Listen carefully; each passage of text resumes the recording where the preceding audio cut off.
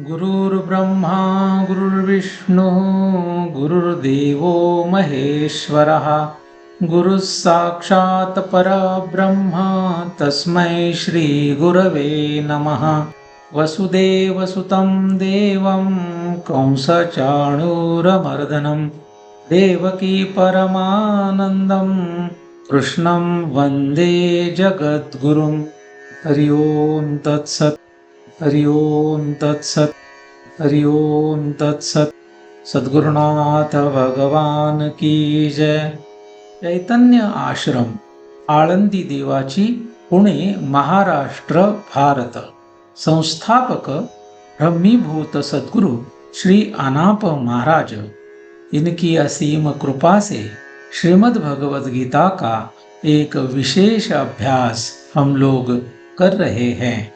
आज पहले अध्याय का 42 क्रमांक का श्लोक हम लोग देखेंगे। संकरो नरकायैव कुलघ्नानां कुलस्य च पतन्ति पितरो हेषां लुप्तपिण्डोदकक्रियाः।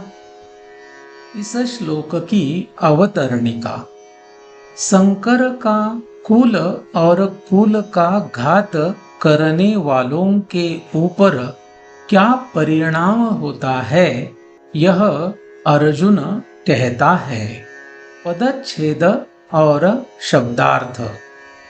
संकरः संकर, नरकाय नरक के लिए, एव ही कुलघ्नानां कुल का घात करने वालों के, कुलस्य कुल के, च और पतंती पतित हो जाते हैं, पितरः पितर, ही निश्चित ही, येषां इनके, लुप्त पिंड उदक क्रियाः पिंड क्रिया और उदक क्रिया लुप्त हुए।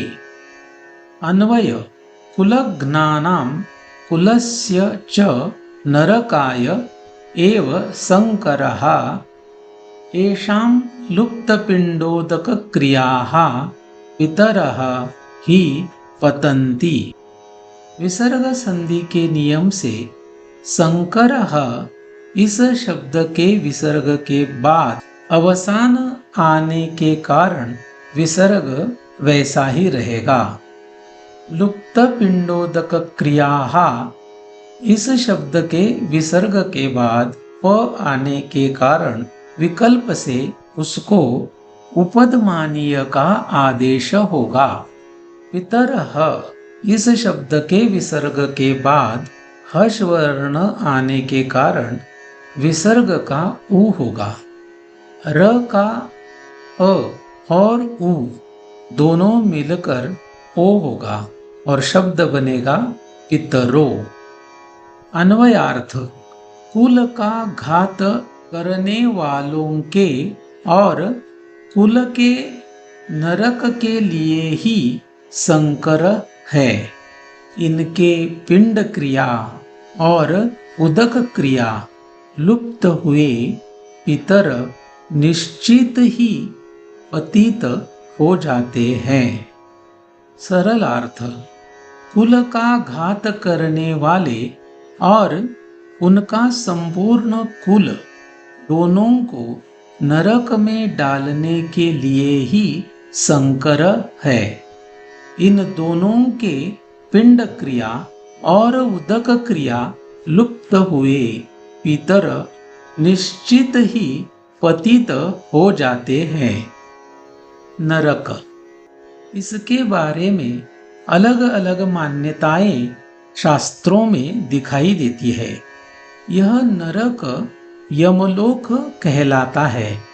यह मृत्यु के देवता यम का निवास स्थान है।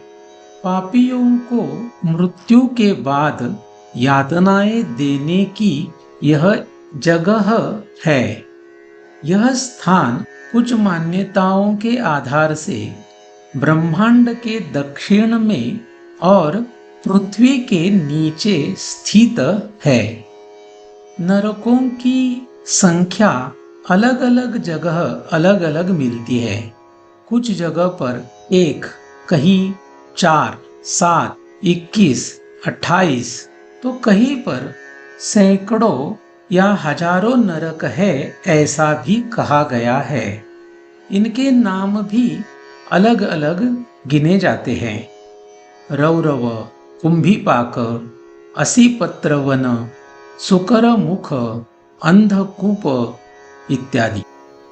पिंड क्रिया या पिंड दान और उदक क्रिया या तर्पण, पितरों को समर्पित ये 2 अनुष्ठान है।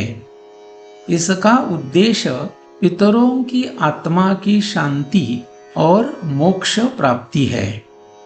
पिंड क्रिया में जौ या चावल के आटे के गोल पिंड बनाकर पितरों को अर्पित किए जाते हैं। उदक क्रिया या तर्पण में तिल, जल, कुश और अक्षत लेकर पितरों की तृप्ति के लिए प्रार्थना की जाती है। भगवान श्री ज्ञानदेव महाराज जी ने इस श्लोक के ऊपर जो ओवियां लिखी है उनको समझने की कोशिश करते हैं।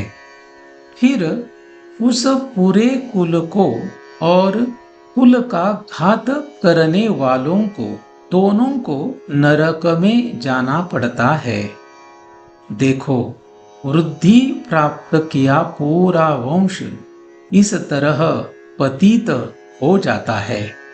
तब उस वंश के स्वर्ग प्राप्त किए पूर्व पुरुष अधोगति को जाते हैं। जहां नित्यादि क्रिया रुक जाती है और नैमित्तिक क्रिया बंद हो जाती है, वहां कौन किसे तिलोदक माने की तिलांजलि अर्पण करेगा? तो पितर क्या करेंगे? स्वर्ग में कैसे ठहरेंगे? इसलिए वे भी कुल के पास नरक में आ जाते हैं। जैसे पैर के नखाग्र में सांप काटे तो भी उसका विष चोटी तक शीघ्र ही फैल जाता है, वैसे ही ब्रह्मलोक तक पहुंचे हुए पितरों सहित सारा कुल ही नरक में डूब जाता है। इस तरीके से 42 क्रमांक का यह श्लोक हम लोगों ने समझने की कोशिश की। तो आज के लिए बस इतना ही। पुंडलीक वरदा हरि विठ्ठल श्री ज्ञानदेव तुकाराम पंढरीनाथ भगवान की जय। माऊली ज्ञानेश्वर महाराज की जय। जगद्गुरु तुकाराम महाराज की जय। सद्गुरुनाथ भगवान की जय।